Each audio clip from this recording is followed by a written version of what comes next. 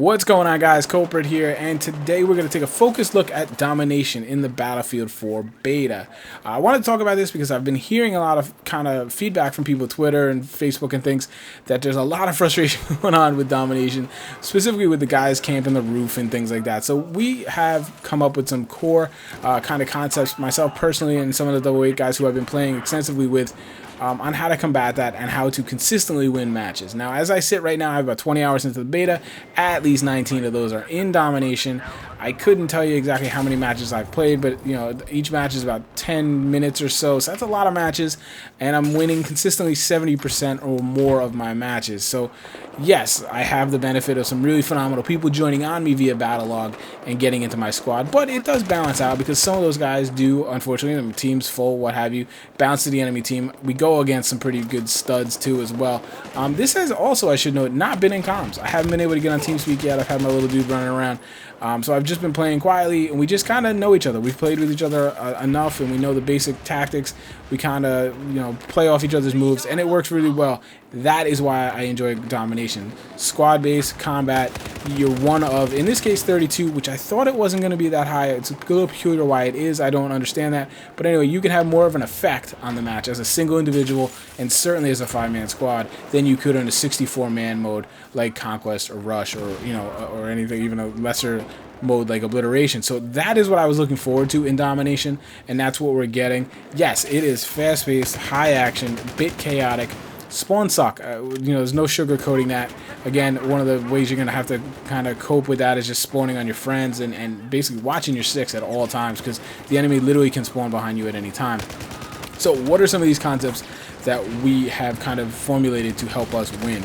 Well, the first one is the breakout.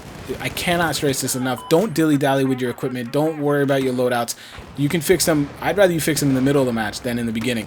As soon as that server pops and you're allowed to do something, get your kit and go. Now, what I often do is I will hold. And I will hold for a couple seconds. One of our squad mates will spawn.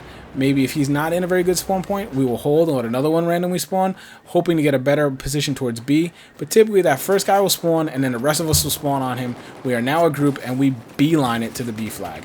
B flag is by far the most important. We hope one of the bluebies, one of the other randoms, will pick up our gimme, and before the other team has any idea what's going on, and pretty much before they really can run to the B flag, we will have 2 flags capped. We'll be in a position to kind of absorb that rush that they're going to make and mow them down, and then we can, methodically advance on the triple cap and the C flag in this example. This works very well. People dilly-dally. They don't have communications.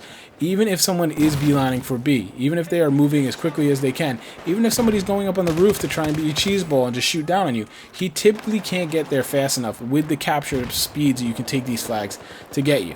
And it works. And once you have that advantage, once you start off with the double cap, you can just lean on the other team. Now the pressure is on them to come to you. Get in a good position. Don't just go crazy for the 3rd flag. You don't need it. Slow down now. Now you broke out. You did a good job. You got your double cap. Slow down. Methodically move. Kill and move. Get a kill and then move. You don't have to push that 3rd flag. If it's there, take it, obviously. But it's most important to hold B. Now that's going to go to my second point. Second point is we play kind of a role. Now I do this. I call it an anchor role. I don't know what other guys do. We've kind of evolved, and it's kind of a natural thing now. A good friend of mine, Urtzi, you guys seen a lot of videos. He kind of plays this role naturally in every game mode he plays. He's a very smart player.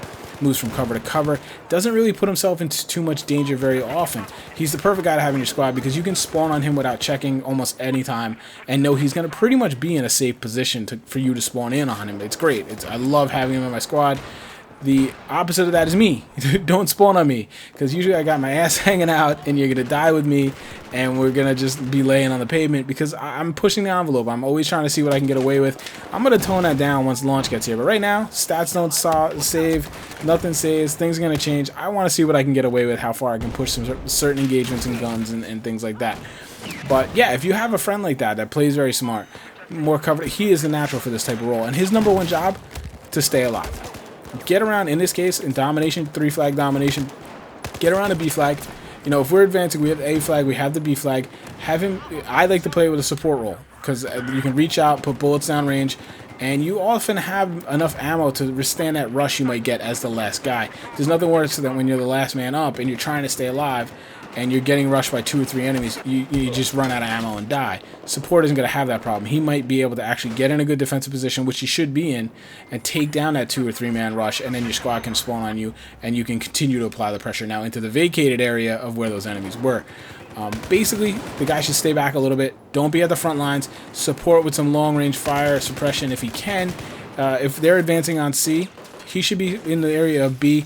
Always be focused on B. Always be able to take B back. B is the most important by far. And this way, you know, if the rest of your squad wipes, he can fall behind cover. He can stay up. The respawn timer is like nothing, so they can come right back in. This does 2 things. Keeps the pressure on. You don't lose B. You can recap it real quick if people do get on it. And you can keep the pressure on them as far as the map goes. Also in Battlefield 4, in case you weren't aware, the new field upgrade perks work in a way that, you know, you get advantages for the longer your squad works well together, and if you all get wiped, you take a penalty and you lose potentially one of those perks. That can be a big factor in a potentially close match of domination. So any advantage you get over your enemy is a big one in a match like this. It's very quick, a lot of action, a lot of gunfights. If you have extra flak, or you have extra armor, or you have the speed to move, that is a nice advantage to have in your pocket. Now the third thing would be the guys on the roof. How do you combat them? Well, you avoid them. People want to go up there. They're going to be up there. Whole squads are up there. Yes, they can rain death down on the C flag and pretty much hold that. That is true.